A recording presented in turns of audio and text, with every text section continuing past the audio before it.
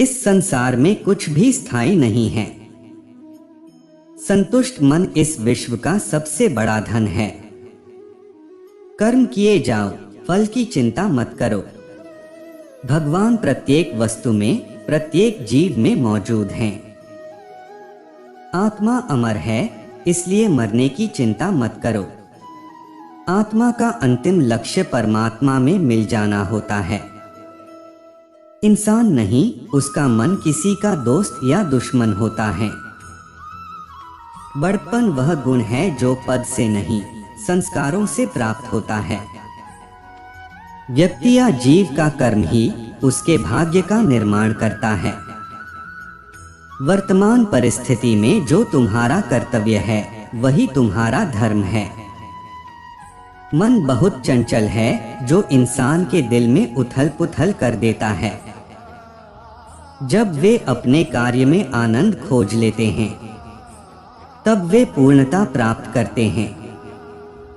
प्रबुद्ध व्यक्ति के लिए गंदगी का ढेर, पत्थर और सोना सभी समान हैं। आपके कर्म ही आपकी पहचान है, वरना एक नाम के हजारों इंसान हैं। धर्म केवल कर्म से होता है। कर्म के बिना धर्म की कोई परिभाषा ही नहीं है। अहंकार करने पर इंसान की प्रतिष्ठा, वंश, वैभव तीनों ही समाप्त हो जाते हैं। जीवन में कभी भी किसी से अपनी तुलना मत कीजिए, आप जैसे हैं सर्वश्रेष्ठ हैं। बुरे कर्म करने नहीं पड़ते हो जाते हैं और अच्छे कर्म होते नहीं करने पड़ते हैं। जो अपने मन पर नियंत्रण नहीं रखता वह स्वयं का शनैः शनैः शत्रु बनता जाता है। बुद्धिमान व्यक्ति को समाज कल्याण के लिए बिना आसक्ति के काम करना चाहिए। स्वार्थ संसार का एक ऐसा कुआं है जिसमें गिरकर निकल पाना बड़ा कठिन होता है। सेहत के लिए योग और किसी की जरूरत पर सहयोग, दोनों से ही जीवन बदलता है। आत्मज्ञान की तलवार से काटकर अपने हृदय से अज्ञान के संदेह को अलग कर दो। एक बार एक गांव में एक साधु रहता था जो भगवान पर बहुत विश्वास रखता था। यह बार वह साधु पेड़ के नीचे बैठा था और भगवान को याद कर रहा था तो अचानक वहां बाढ़ आ गई। चारों तरफ पानी ही पानी। सब लोग अपने आप को बचने के लिए ऊपर पहाड़ की तरफ भागने लगे। उनमें से एक आदमी देखा कि इस हालत में भी साधु जी भगवान की तपस्या कर रहे हैं।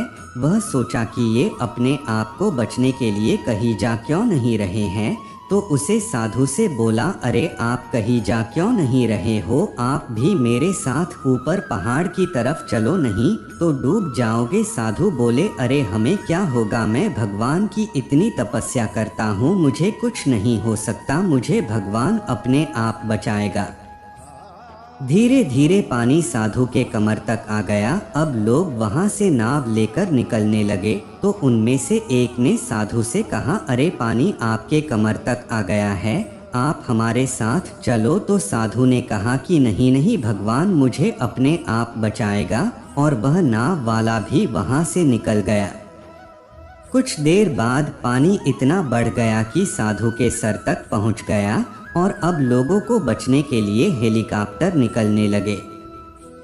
एक हेलीकॉप्टर साधु के पास आया जो कि आखिरी हेलीकॉप्टर था। साधु के पास नीचे रस्सी फेंकी और बोला, इसे पकड़ो और ऊपर आ जाओ, नहीं आप डूब जाओगे, यह आखिरी हेलीकॉप्टर है और आपके पास में दूसरा कोई रास्ता नहीं है बचने के लिए।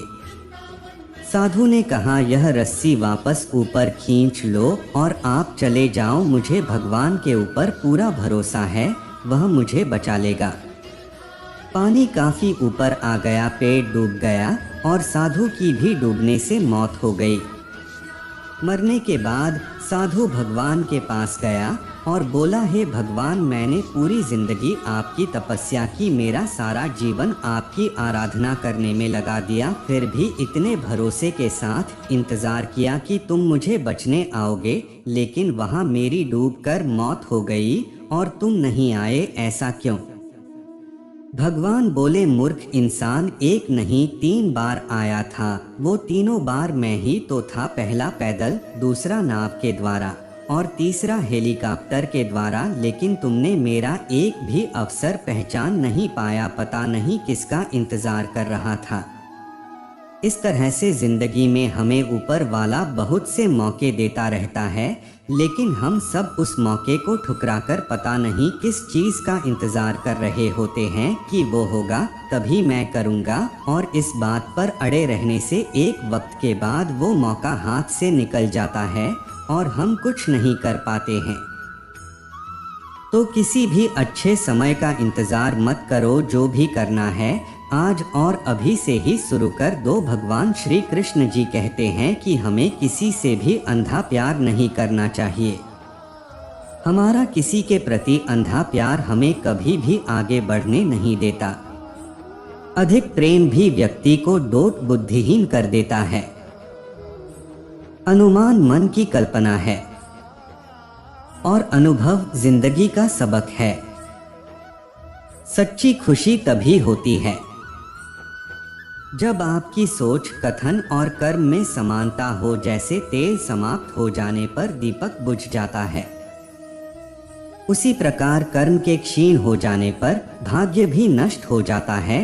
मनुष्य जन्म लेता है तो उसके पास सांसें तो होती हैं, पर कोई नाम नहीं होता। जब मृत्यु होती है तो उसके पास नाम तो होता है पर सांसें नहीं होती। इसी सांस और नाम के बीच की यात्रा को जीवन कहते हैं। न किसी के अभाव में जियो, न किसी के प्रभाव में जियो। यह जिंदगी है, आपकी अपने स्वभाव में जियो। किसी के प्रति मन में क्रोध लिए रहने की अपेक्षा उसे तुरंत प्रकट कर देना अधिक अच्छा है। जैसे क्षण भर में जल जाना देर तक सुलगने से अधिक अच्छा है। इंसान चाहे जितना भी खुद को व्यस्त रख ले, जिससे वो प्रेम करता है उसकी यादों से नहीं बच सकता।